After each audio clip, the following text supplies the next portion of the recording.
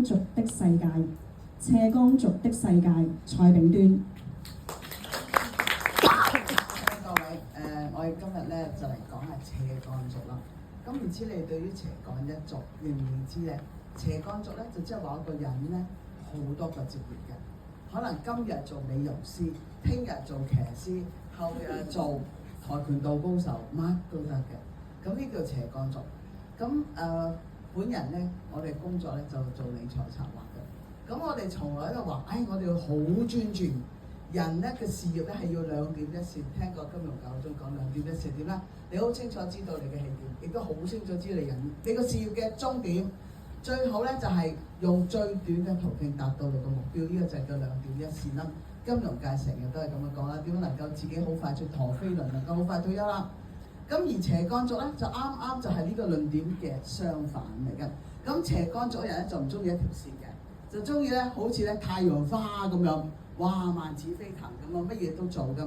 咁我本人咧以前都唔係好贊成做斜槓一族喎。咁最近呢3年好榮幸地，因為有疫情，咁咧就有疫情啦。咁有好多老師都病咗。咁啊好意外地，我有朋友咧係做開補習社。咁佢咧就重金唔係唔好唔重金，居馬費金，咁啊聘請咗我咧，有陣時就頂下啲。原來而家學校咧好多叫所謂增潤班啊、拔尖班啊。拔尖唔係真係好叻嘅，原來嗰時候真係好差，不過俾個好靚嘅名叫拔尖啦。咁我嗰時做啦，哇！我發覺原來可以去做老師，你有冇諗過你可以做老師？再做一啲人做緊老師，你有冇諗過？但係對於我哋啲人咧，做咗半世人生咧，係未做過老師嘅，未踏過學校嘅。哇！我第一次踏足學校，即係嗰次好似有啲光環，帶住個天使光環去嘅，咁啊覺得好開心啦。咁我相信你哋玩開演講會嘅人咧，都會知道我哋7分鐘演講，其實你好想帶一個正面信息俾人，好想希望呢個人聽完你嘅信息就有跟進行動喎，有改善喎。咁呢啲其實都係教育家好想做嘅。咁其實我哋大部分人都好中意教書，只不過可能人世間太多事業啦，從來覺得呢樣嘢係高不可攀嘅，從來冇諗過。咁我竟然咧就好意外地啦，因為疫情就去咗做咗啲叫做呢啲AR老師啦。咁啊中間發生咗好多斜槓族嘅趣事，令我覺得原來斜槓族都有好處。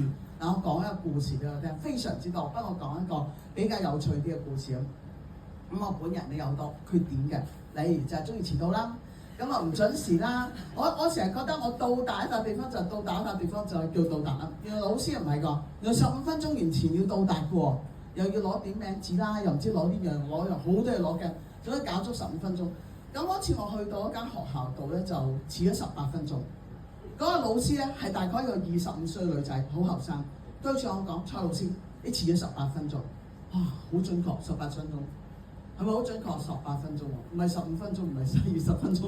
咁我咁點算啊？你下次要早翻18分鐘俾我。咁我對唔住，我冇辦法早18分鐘，我最多早5分鐘俾你啦。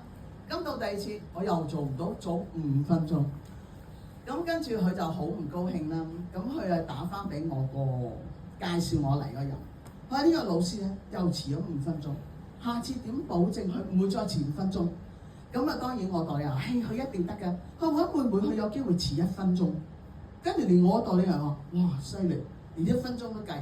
咁跟住我就聽到我代理人咁講話：不如咁啦，我唔好做啦，橫掂呢啲咪車居馬費式嘅報酬。咁我唔得，我代理人答得我仲好，佢話其實咧呢個老師咁嘅要求咧，我相信我請第2個老師去都係唔得㗎啦。不如你繼續頂落去啦，咁我要繼續頂落去。咁去到第4堂啦，咁我一日咧就我一去到，我覺得好得意，啲學生同我講：老師蔡老師，你今日咁準時嘅？咁我話：哇，乜而家細路仔咁犀利咁樣？即係你好少可諗到啲細路仔對住你講嘅態度，好似對住個工人去菲傭講嘅態度咁。跟住我一日咧就啱係萬聖節嚟㗎，咁我同佢講話。點解你今日着便服嘅？係咪因為萬聖節着便服啊？咁啲細路仔話唔係，我哋學校今日便服日，我哋教會學校嚟㗎，係唔會有萬聖節嘅。我話咁我同佢講：咦，我本來諗住送萬聖節禮物俾你嘅噃，咁唔好送啦。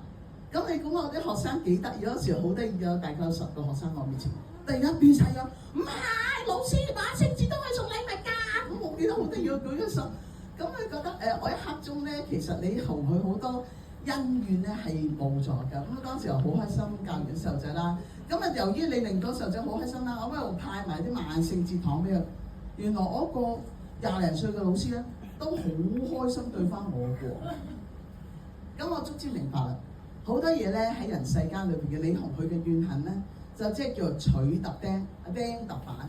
原來我嘅老細咧就係班細路仔，真係有班細路。我班細路咧就投訴我遲咗18分鐘，咁啊引致我25歲嘅老師好有壓力啦。跟住佢就揼翻我。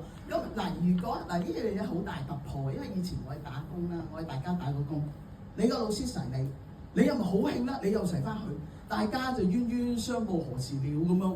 咁啊跟住好唔中意一份工啊，又話有工作抑鬱症啊，又有情緒病啊，情商好差。原來我做完呢個斜槓族咧，因為呢份工，第一你又唔係好緊張佢，人工又好低，時間做得好短。咁你有啲嘢你釋放咗自己啊，我會突破我嘅思維。好啦，你對我唔好，我一日我對你好，我帶翻啲糖請你食添。咁原來你對佢好咧，我班細路會對翻你好，跟住老師又對翻我好。咁而家個老師同我好多嘢講添。咁所以我覺得有時斜槓一族咧，同埋你好專注做嘢嘅兩點一線咧，就唔需要大家各走極端嘅。如果我哋有時間嘅，有充裕時間嘅，點解唔可以跳過自己嘅突出自己嘅框框，做多啲嘢嘅？咁啊，譬如而家有陣時，我而家都好得意，我走去學下意大利文啊，學下日文啊，咁我先發覺咧，哇！原來學但外語咧唔係好似前老土學要唱歌咁唱咧，將啲 ABC 都要唱歌又可以學到。咁所以我覺得呢個斜槓一族世界啦，每一樣睇嘢都係好多面嘅。咁希望大家聽完我呢個演講啦，可以了解人生係好多面、好多方面咁行呢個生活。多謝各位。以下1分鐘靜默時間。